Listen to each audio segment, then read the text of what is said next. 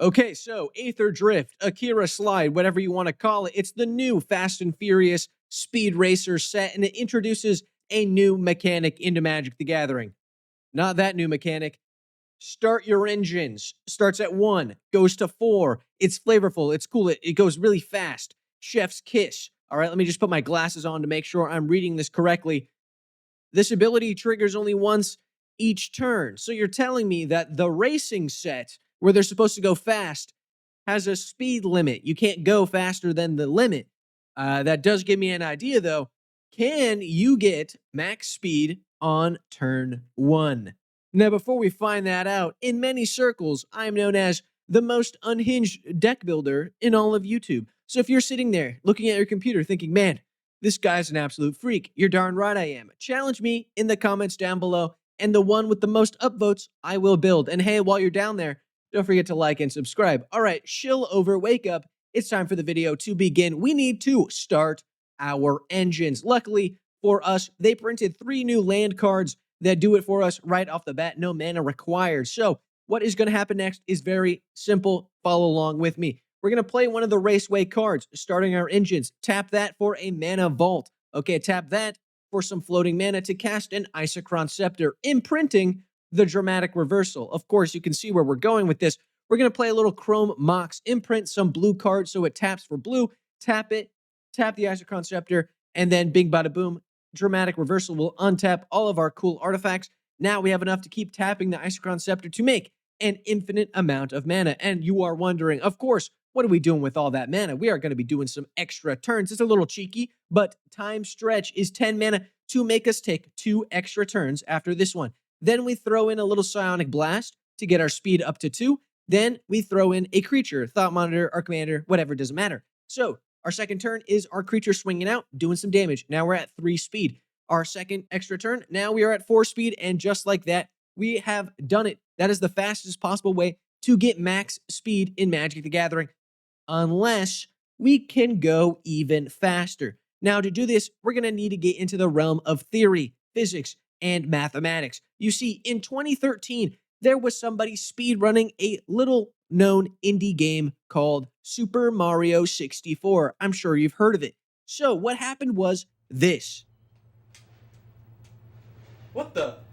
Did you get invisible walls? What? Please. If you didn't quite catch that, basically, Mario clipped from down to up, which is not what is supposed to happen. The theory goes that his Nintendo 64, the speedrunners, was hit with an ionic beam particle thing from outer space, which went inside the Nintendo 64 and flipped 1 digit of code from a 1 to a 0, allowing our Mario to go from down to up, which is not supposed to happen. So, if we follow that same logic, if we make a Magic the Gathering Nintendo 64 game, put it into our Nintendo 64, then we have the sun on our side, we can theoretically go from 1 to 4 maximum speed, as long as it follows the same kind of logic where the bit gets flipped and now we're at maximum speed.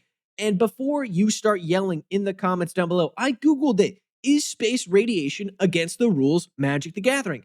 And all that showed up was rad counters, which means radiation is already in the game and is approved implicitly by Magic the Gathering. Their seal of approval is there, okay? Now, that is pretty much the fastest way possible that you could get max speed. Unless, of course, we can go even more faster. That's right. To do this, we're going to need even more math, even more science, even more physics. You guys have watched the movie Interstellar. If you haven't, it came out 10 years ago, so do not be upset with the spoilers. Basically, there's this giant black hole, and Matthew McConaughey flies his spaceship into it, gaining an insane amount of speed. So much speed that he goes back in time.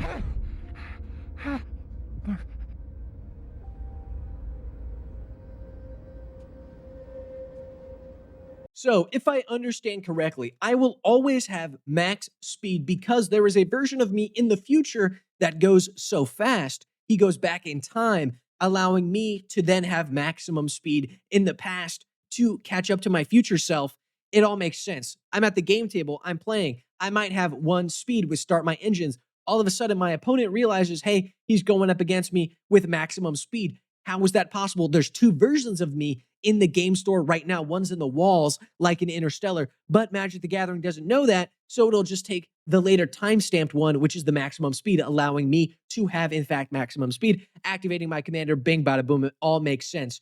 And before you get upset at me, I Googled it. Is the Bootstrap Paradox against the rules of Magic the Gathering? And guess what? Paradox is already in the rules. It's fine. It's allowed. Seal of approval. Thank you, Wizards of the Coast. And of course, that means it's not against the rules, so we're going to use it. But what was it all for? Why is going fast even good? What's the game plan here? Well, our commander's ability is super awesome. He says, if you would draw a card, draw 2 cards instead if we have maximum speed. And that's it. That's all he does with maximum speed. You know, we made infinite mana so we can get a bunch of extra turns, so we can get more speed, so we could do that.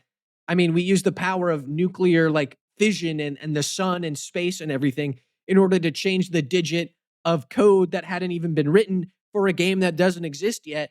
Or we went so fast, we went back in time and missed our daughter growing up.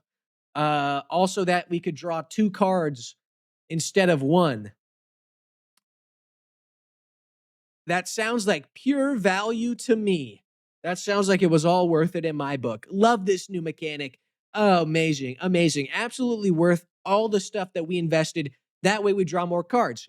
And drawing cards wins games, guys.